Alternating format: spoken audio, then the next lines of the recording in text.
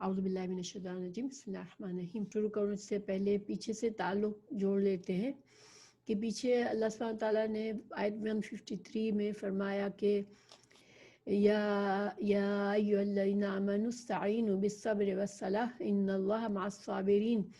تو یہاں پر اللہ سبحانہ تعالیٰ نے اس آیت میں مسلمانوں کو اللہ کی اطاعت اور فرما برداری کے پر جمے رہنے کے لیے، صبر کرنے کے لیے تلقین کی، اور اس کے لیے اور گناہوں سے بچنے کے لیے، کیونکہ گناہوں سے بچنے کے لیے بھی صبر کی ضرورت ہوتی ہے۔ تو اللہ سبحانہ تعالیٰ نے مسلمانوں کو حکم دیا کہ تم اب صبر کرو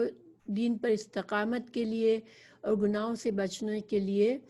اور یہ کام مشکل ہے چونکہ، تو اس میں تم نماز کے ذریعے مدد مانگو اللہ سے۔ تو اللہ سبحانہ تعالیٰ صبر کرنے والوں کے ساتھ ہے، اور انشاءاللہ ایسے لوگوں کے لیے دین پر چلنا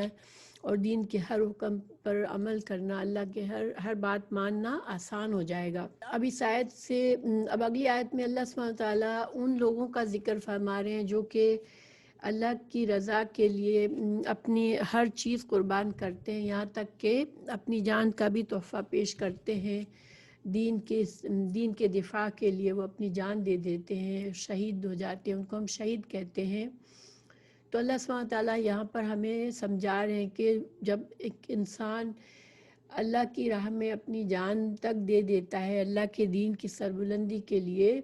تو پھر ایسے لوگوں پر تم ان کو مردہ مت کہو۔ تو وہ تو ایک عظیم، ان کو تو ایک عظمت والی موت ملی ہے، اور اللہ کے نزدیک ان کی بڑی عزت ہے۔ ان کے بارے میں اللہ سبحانہ تعالیٰ یہ آیت میں ہمیں سمجھا رہے ہیں، تو انشاءاللہ آپ پڑھتے ہیں، اس روشنی میں اس آیت کو پڑھتے ہیں۔ اعوذ باللہ من الشیطان الرجیم، بسم اللہ الرحمن الرحیم۔ وَلَا تَقُولُوا لِمَن يُقْتَلَ فِي سَبِيلِ اللَّهِ أَمْوَاتٌ بَلْ أَحْيَاءٌ وَلَٰكِن لَّا تَشْعُرُونَ۔ اور اللہ کی راہ کے شہیدوں کو مردہ مت کہو، وہ زندہ ہیں لیکن تم نہیں سمجھتے۔ دیکھیں، ہماری زندگی جب انسان مرتا ہے تو اس موت سے لے کر جب تک قیامت قائم ہوگی اور تمام لوگ دنیا ختم ہو جائے گی، اور پھر اللہ سبحانہ تعالیٰ قیامت کے دن قبروں سے لوگوں کو اٹھائے گا، اس وقت تک جو انسان آج مر گیا وہ اس قبر کی زندگی میں وہ ہوتا ہے،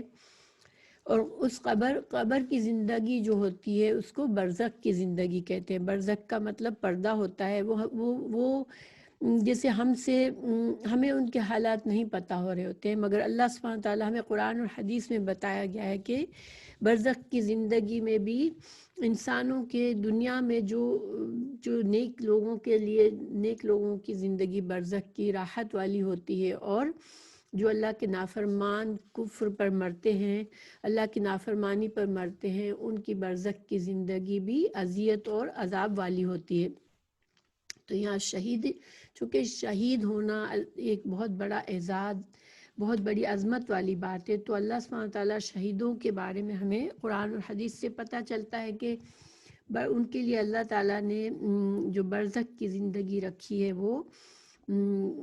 وہ ایسی ہے کہ ان کی جو روحیں ہوتی ہیں، حدیث اس کے بارے میں ہے، شہید شہداء ہوتے ہیں، ان کی روحیں سبز رنگ کے پرندوں کے قالبوں میں ہوتی ہیں، اور جنت میں جہاں سے چاہتی ہیں کھاتی پیتی ہیں، پھر عرش کے نیچے لٹکی ہوئی قندیلوں کے پاس آ کر بیٹھ جاتی ہیں، اور جب بھی ان کا پروردگار ان کی طرف دیکھتا ہے اور فرماتا ہے کیا تم کچھ چاہتے ہو؟ وہ عرض کرتے ہیں ہم کیا چاہیں، جبکہ ہم تو جنت میں جہاں سے چاہتے ہیں کھاتے پیتے ہیں۔ اللہ تعالیٰ شہداء سے 3 دفعہ یہی بات پوچھیں گے۔ پھر جب وہ شہداء تصور کرتے ہیں کہ سوال کیے بغیر انہیں نہیں چھوڑا جائے گا، تو وہ کہتے ہیں اے ہمارے پروردگار، ہم چاہتے ہیں کہ تو ہماری روحوں کو ہمارے جسموں میں لوٹا دے، تاکہ ہم ایک بار پھر سے تیرے راستے میں شہید کر دیے جائیں۔ اور پھر جب باری تعالیٰ دیکھتا ہے کہ شہداء کو اور کسی شے کی ضرورت نہیں ہے تو وہ انہیں چھوڑ دیتا ہے۔ تو شہداء کی زندگی جو ہے برزخ کی، وہ جنت میں پرندوں کی شکل میں ہوتے ہیں۔ ایک اور حدیث سے ہمیں یہ بھی پتہ چلتا ہے کہ مومنوں کو بھی یہ شرف حاصل ہوگا۔ عظمت تو شہداء کی عظمت زیادہ ہے، لیکن ایک حدیث ہے کہ جو پہلے حدیث پڑھی وہ صحیح مسلم میں ہے یہ حدیث، اور دوسری حدیث یہ ہے کہ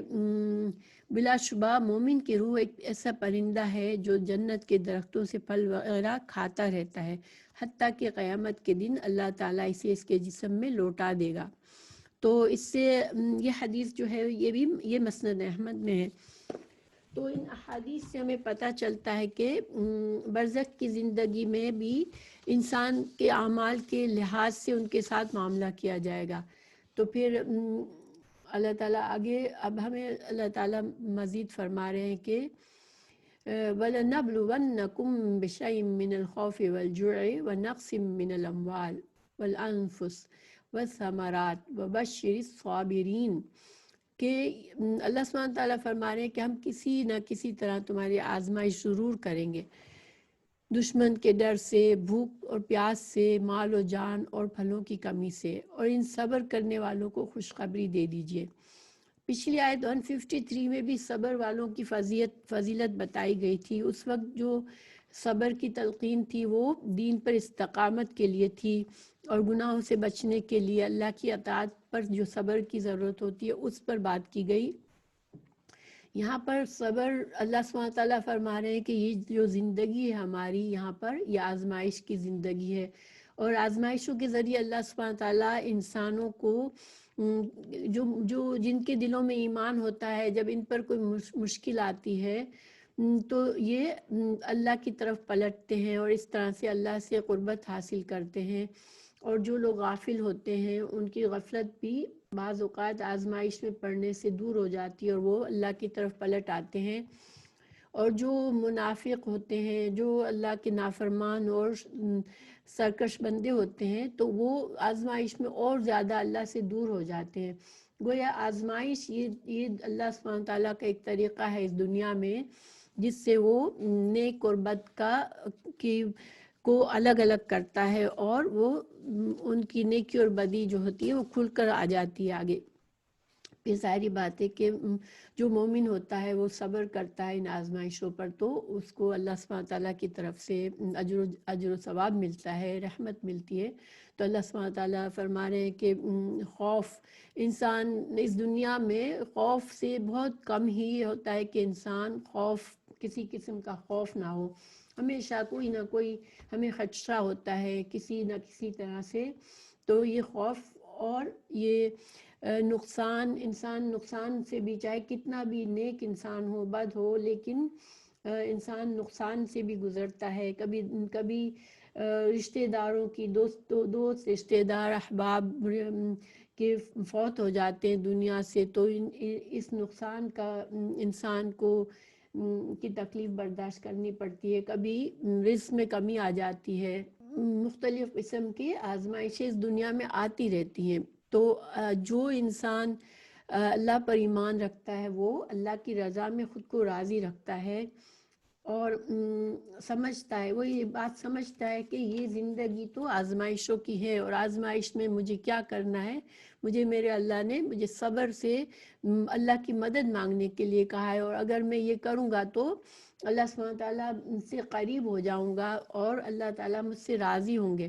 تو یہ مومن جو ہے وہ صبر کرتا ہے، تو اللہ سبحانہ تعالیٰ نے یہاں پر خوشخبری ہے ایسے لوگوں کے لیے کہ اللہ سبحانہ تعالیٰ ان سے راضی ہوں گے۔ اب وہ ایسے لوگوں کی مثال دی جا رہی ہے کہ اگلی آیت میں کہ وہ کیا، ان کا عمل کیا ہوتا ہے جب کوئی مشکل آتی ہے۔ تو الذین اذا اصابتهم مصیبۃ قالوا انا للہ وانا الیہ راجعون، جب انہیں کوئی مصیبت آتی ہے تو کہتے ہیں کہ ہم تو خود اللہ تعالیٰ کی ملکیت ہیں اور ہم اسی کی طرف لوٹنے والے ہیں۔ یعنی کہ اگر کوئی نقصان ہوا تو کیا ہوا، ہماری تو جان بھی اللہ سبحانہ تعالیٰ کا ہی دیا ہوا تحفہ ہے، اور ہمیں بھی اللہ ہی کی طرف لوٹنا ہے۔ تو اس دنیا میں چیزیں آتی جاتی رہیں گی۔ اور ایک حدیث میں ہمیں اس کے ساتھ اور دعا بھی ہے کہ انسان جب تو انا للہ و انا الیہ راجعون کے ساتھ ساتھ اللہ تعالیٰ سے یہ دعا کرتا ہے، اللہم اجرنی فی مصیبتی واخلف لی خیرا منہا، اللہ تو اس سے کیا فائدہ ہوتا ہے؟ اس کی دعا کا ترجمہ کیا ہے کہ یا اللہ تو میری اس مصیبت میں مجھے اجر دے اور مجھے اس کا بہترین بدل عطا فرما. تو اللہ سبحانہ تعالیٰ اس کو اس جو بھی نقصان ہوتا ہے اس کو اچھا بدلہ مل جاتا ہے، اور اللہ تعالیٰ اس کے دل کو تھام لیتا ہے، اور اس کی کتنی بڑی مصیبت ہوتی ہے اللہ سبحانہ تعالیٰ اس کے دل کو اطمینان دے دیتا ہے. پھر اللہ سبحانہ تعالیٰ فرما رہے ہیں کہ اولئک، جب لوگ ایسا رویہ جن کا ہوتا ہے تو ان کے ساتھ اولئک علیہم صلوات من ربہم ورحمہ واولئک هم المہتدون. اللہ تعالیٰ فرما رہے ہیں کہ یہ ایسے ہی لوگ ہیں، ان پر ان کے رب کی نوازشیں اور رحمتیں ہیں. اللہ سبحانہ تعالیٰ کی طرف سے صلوات اور رحمہ کیا ہوتی ہے کہ اللہ مہربان ہوتا ہے ان کے اوپر، اور ان کے اوپر اللہ کی رحمت ہوتی ہے، اور ان کے دل ہر حال میں مطمئن رہتے ہیں، اور وہ آخرت میں بھی ان کو ان کے صبر کا اجر و ثواب ملتا ہے. اور اولئک هم المہتدون، اور یہی وہ لوگ ہیں جو ہدایت پانے والے. یعنی کہ ہدایت کے معنی میں نے مفہوم شروع میں بتائے تھے کہ ہدایت جو ہے وہ اس کے لیولز ہوتے ہیں. ایک تو راستے کی رہنمائی ملنا، صحیح راستے کی رہنمائی ملنا، پھر اس راستے پر چلنے کی توفیق ملنا، اور پھر منزل مقصود یعنی کہ ہم اس دنیا کے خاتمے پر ہمیں انشاءاللہ ہمیں جنت مل جائے گی. تو یہ سارے جو ہے وہ مراحل ہدایت میں شامل ہوتے ہیں. تو ایسے لوگوں کو پھر ہدایت ملے گی، یعنی کہ ان لوگوں کو اللہ ایمان پہ استقامت دیتا ہے، اور وہ اس نیکی کے راستے پر چلتے ہوئے دنیا سے جاتے ہیں اور اللہ کی جنت کو پا لیتے ہیں. پھر اللہ سبحانہ تعالیٰ آگے فرما رہے ہیں ان الصفا والمروۃ من شعائر اللہ فمن حج البیت واعتمر فلا جناح علیہ ان یطوف بہما. تو یہاں پر اللہ سبحانہ تعالیٰ صفا اور مروہ کے بارے میں بتا رہے ہیں. صفا اور مروہ کا یہاں پر کیا کنیکشن ہے؟ تو دیکھیں، صفا اور مروہ پر سعی کرنا یہ بی بی حاجرہ کی سنت ہے. جب حضرت ابراہیم علیہ السلام ان کو چھوٹے بچے کے ساتھ اس ریگستان میں چھوڑ کے چلے گئے، اور انہوں نے جب سمجھ لیا کہ یہ اللہ ہی کے حکم سے ہے، تو انہوں نے صبر کر لیا اس بات پر اور اپنے شوہر کو جانے دیا. پھر جب بچہ بہت پیاسا ہو گیا، بہت پیاس سے اس کی ایڑیاں رگڑنے لگا، تو حضرت حاجرہ جو تھی وہ بے چین ہو کر انہوں نے سعی کی. صفا اور مروہ کی طرف دوڑ کے جاتی تھیں، ایک طرف سے دوسری طرف پانی کی تلاش میں، اور اللہ سے دعا کر رہی تھی. تو اللہ سبحانہ تعالیٰ نے ان کے اس قربانی اور اس عمل کو، اس صبر کو اتنا پسند فرمایا کہ ہمیشہ کے لیے حاجیوں کے لیے صحیح کرنا جو ہے وہ ان کے لیے ضروری کر دیا. ہمارے حج کا یہ رکن ہے کہ ہم صفا اور مروہ کے درمیان صحیح کرتے ہیں. مگر یہاں اللہ تعالیٰ نے ایسے یہ کیوں فرمایا کہ فلا جناح، کوئی گناہ نہیں ہے صفا اور مروہ میں کے درمیان صحیح کرنے میں. تو اس سے کچھ صحابہ کو یہ شک ہوا کہ اگر چاہیں تو صحیح کرے، چاہے نہ کرے تو اس میں کوئی گناہ نہیں ہے. لیکن یہ مقصد نہیں ہے. حضرت عائشہ کی حدیث سے ہمیں پتہ چلتا ہے کہ چونکہ جہالت کے زمانے میں یہاں پر بت رکھے جاتے تھے صفا اور مروہ پر، اور اس کے درمیان صحیح کرتے تھے اور بتوں کو چومتے تھے. تو اس وجہ سے کچھ صحابہ کرام جب اسلام میں انہوں نے اس بات کو سمجھا کہ یہ مناسب نہیں ہے کہ ہم اب وہ جہالت کا کام کریں. تو اللہ سبحانہ تعالیٰ نے سمجھایا کہ نہیں، یہ گناہ کا کام نہیں ہے، یہ تو اللہ سبحانہ تعالیٰ کا حکم ہے کہ یہ اس کو حج کا رکن بنایا گیا ہے کہ اس کو. اور یہ حضرت بی بی حاجرہ کی ایک طرح سے ان کی عزت اور عظمت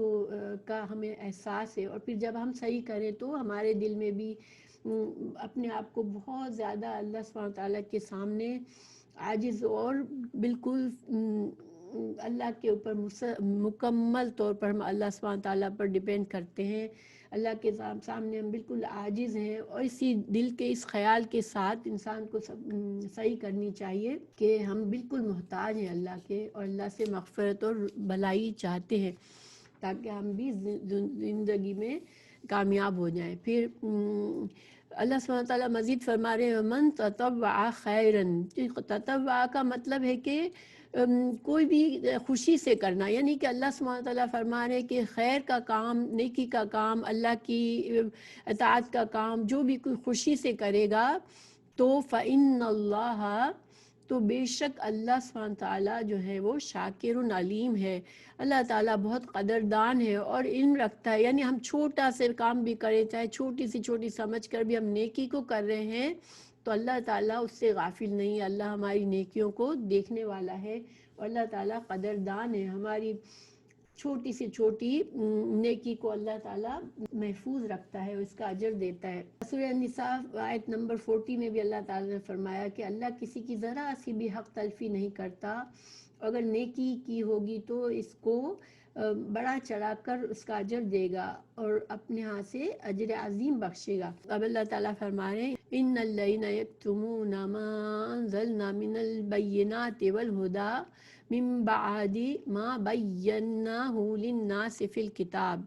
اولئک یلعنہم اللہ ویلعنہم اللاعنون. جو لوگ ہماری اتاری ہوئی دلیلوں اور ہدایت کو چھپاتے ہیں اور باوجود یہ کہ ہم اسے اپنی کتاب میں لوگوں کے لیے بیان کر چکے ہیں، ان لوگوں پر اللہ کی اور تمام لعنت کرنے والوں کی لعنت ہے. اس آیت سے ہمیں پتہ چلتا ہے کہ جب اللہ سبحانہ تعالیٰ کسی کو دین کا علم عطا کرے تو پھر اس پر جائز نہیں ہے کہ اگر اس سے سوال کیا جائے تو وہ علم ہوتے ہوئے بھی چھپائے. بس بات یہ ہے کہ اس کو یقین ہونا چاہیے کہ اس کا علم صحیح ہے.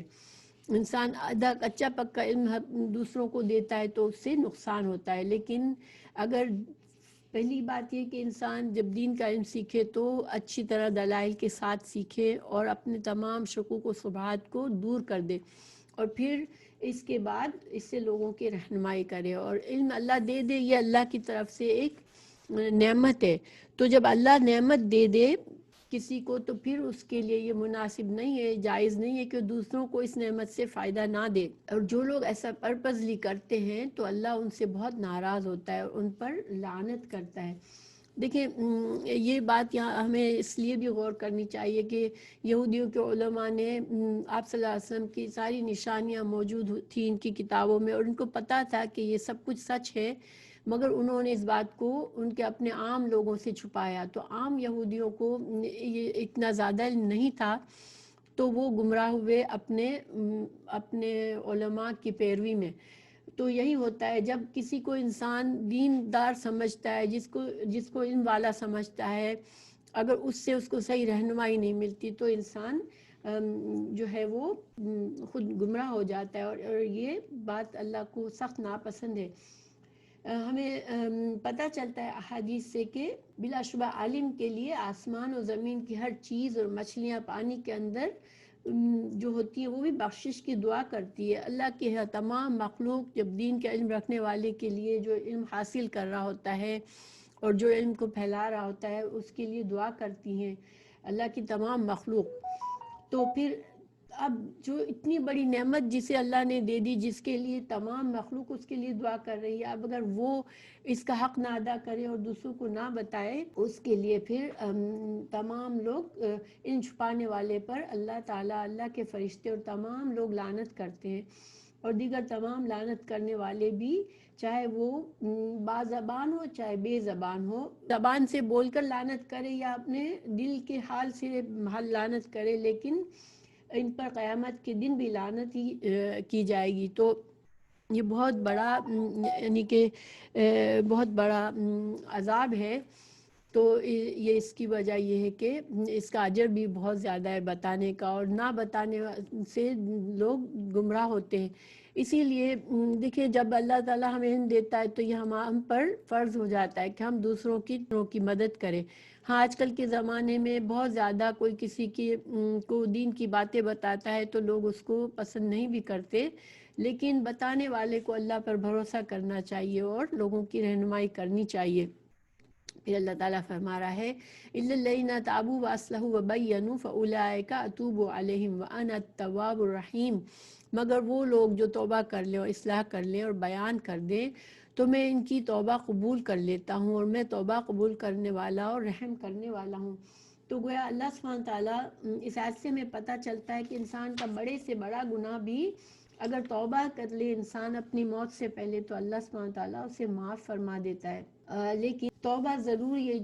جو کبیرہ گناہ ہے اس کا احساس سے جرم ہونا چاہیے انسان کو اور توبہ کرنا چاہیے. تو اللہ سبحانہ تعالیٰ کافر تک اگر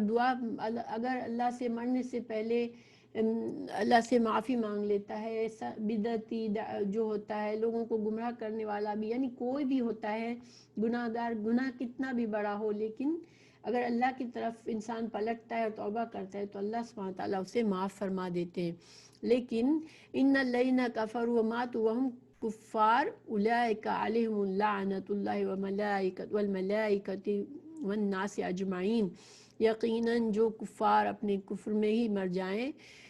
ان پر اللہ تعالیٰ کی، فرشتوں کی اور تمام لوگوں کی لعنت ہے. تو گویا جو لوگ کفر پر مرتے ہیں پھر ان پر تمام لوگوں کی، اللہ کے فرشتوں کی اور تمام لوگوں کی لعنت ہوتی ہے، کیونکہ پھر اب ان کو رحمت نہیں ملنی اللہ کی. لیکن اس سے ہمیں یہ بھی پتہ چلتا ہے کہ زندگی میں ہم کسی کے بارے میں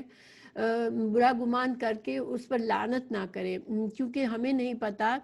کہ شاید مرنے سے پہلے اللہ اسے توفیق دے دے اور وہ توبہ کر لے. کسی مسلمان پر لعنت کرنا بہت بڑا گناہ ہے، کسی مسلمان پر لعنت کرنا جائز نہیں ہے، اور انسان اگر کسی مسلمان پر لعنت کرتا ہے تو وہ لعنت اگر وہ اس پر ڈیزرو نہیں کرتا وہ آدمی تو خود لعنت کرنے والے پر لوٹتی ہے. اور لعنت کا مطلب ہوتا ہے اللہ کی رحمت سے دوری. اللہ سبحانہ تعالیٰ شیطان اللہ کی رحمت سے دور ہے. اللہ سبحانہ تعالیٰ ہمیں محفوظ رکھے کہ ہم اللہ کی رحمت سے دور، اور ہمیں دوسرے مسلمانوں کو بھی یہ بد دعا نہیں دینی چاہیے. لعنت ایک بد دعا ہے، تو اس سے ہمیں بچنا چاہیے. ہاں اگر کافر مر گیا اور اس کا گناہ ایسے گناہ ہے جس سے انسان کو بعد میں بھی تکلیف کا احساس ہوتا ہے، اس کے اوپر گناہ، اس پر لعنت کرنا جائز ہے، مگر ہمیں اس کا یقین ہونا چاہیے کہ وہ کفر پر اور نافرمانی پر مرا ہے. تو بہتر ہے کہ ایسے بارے میں انسان اپنی زبان کو بند رکھے جس میں اس سے شک ہو کہ نہیں، ہمیں نہیں پتہ کسی کے بارے میں. پھر جو لوگ کفر پر مر جاتے ہیں وہ خالدین فیہا لا یخفف عنہم العذاب ولا هم ینظرون. سارے دلائل کے بعد بھی جو انسان حق کی طرف نہیں پلٹتے اور اللہ کے نافرمانی میں مرتے ہیں تو پھر وہ جو ہے ہمیشہ کے لیے ان کو پھر عذاب سے نہیں چھٹکارا ملے گا. پھر اللہ تعالیٰ اپنی توحید کے بارے میں بتا رہے ہیں، وَإِلَٰهُكُمْ إِلَٰهٌ وَاحِدٌ لَا إِلَٰهَ إِلَّا هُوَ الرَّحْمَٰنُ الرَّحِيمُ. تم سب کو کا معبود ایک ہی معبود ہے، اس کے سوا کوئی معبود برحق نہیں، اور وہ بہت رحم کرنے والا اور بڑا مہربان ہے. کیونکہ جو مشرکین تھے،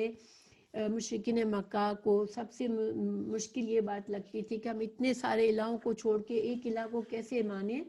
ان کو یہ بات سمجھ نہیں آتی تھی. تو اللہ سبحانہ تعالیٰ فرما رہا ہے کہ